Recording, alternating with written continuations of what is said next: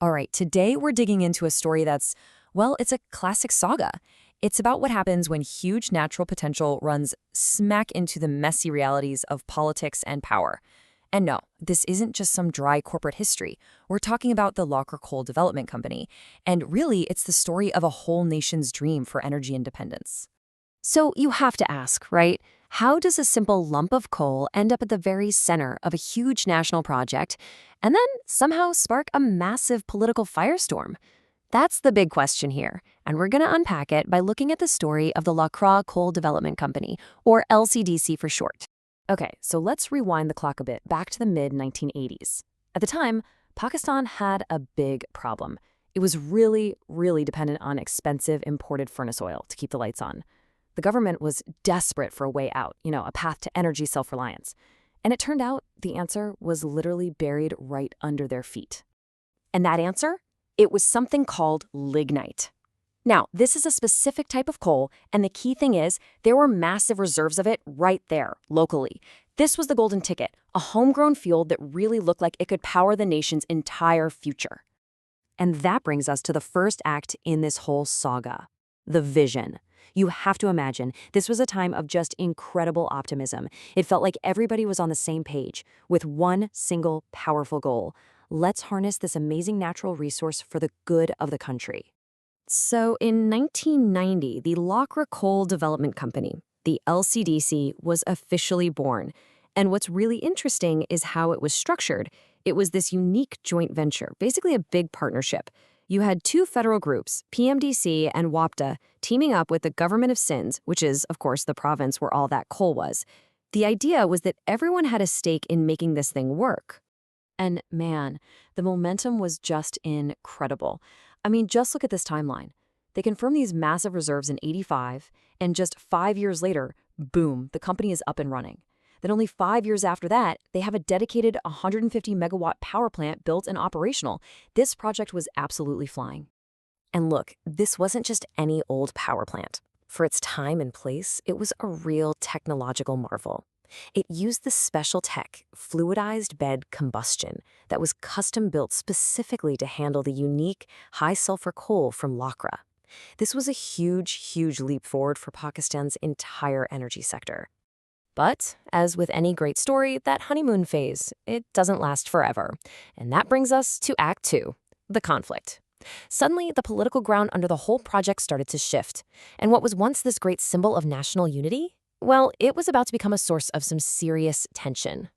Okay, so this is where it gets messy. Fast forward to 2010. A huge constitutional amendment happens that basically gives provinces control over their own mineral resources. And this sets up a classic tug of war. On one side, you've got the federal government, which still holds the majority stake and sees this as a national energy project. But on the other side, the Sindh government now constitutionally owns the land, and they flat out refuse to renew the mining lease. And the disputes, they only got deeper from there. Allegations started flying around that LCDC was selling its coal on the open market instead of just sending it to the power plant like it was supposed to. And to make things even worse, that power plant, which was once so state-of-the-art, was now getting old and inefficient. People started asking, what's the point of this whole company anymore? And then, in July of 2017, disaster struck. A massive fire broke out at the power plant, and it effectively shut the whole thing down. I mean, it's been pretty much defunct ever since.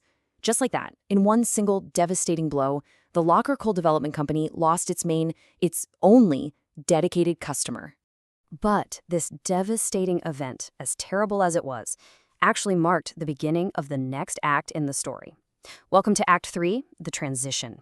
With the original mission literally up in smoke, the political conflict had to be resolved. It was time to figure out a new path forward for the Lakhra mines. So the resolution finally came from the courts. In 2020, the Sindh High Court ruled in favor of the provincial government, and that pretty much ended the political tug-of-war. The Sindh Energy Department officially took control, and a whole new company was created, the Sindh Lakhra Coal Mining Company, or SLMC, to manage these incredibly important assets. So what's the plan now? Well, the strategy has completely shifted. Instead of that old government-led joint venture, the focus now is all about privatization. The provincial government is out there actively looking for private partners to come in, modernize the mines, and, this is the big one, fix up that defunct power plant to get it providing cheaper, homegrown energy once again. Okay, so after all of this drama, the incredible vision, the messy conflict, the eventual transition, what's the real takeaway here? What is the lasting legacy of this project that was, both pioneering and pretty troubled? Well, first and foremost, you have to think about the people. At its absolute peak, this project supported the livelihoods of over 8,000 people, both directly and indirectly. For more than 3 decades, it was the main employer in the region, a real economic engine for that whole community. And its impact went even further. Look, despite all the problems, you just can't deny LCDC's legacy. It was the project that proved, technically, that you could use Pakistani lignite to power the country. It basically laid the groundwork for the massive Thar coal projects that came later, and it created this vital asset that is still a key piece of the puzzle for Pakistan's goal of energy independence. And all of this leaves us with one final big question. As Pakistan keeps searching for new and sustainable ways to power itself, what is the ultimate lesson we can take from the long, complicated, but absolutely fascinating saga of the Lakhra coal fields? Is it a story about technology, about politics, or is it really about how fragile a shared national vision can be? That's definitely something to chew on.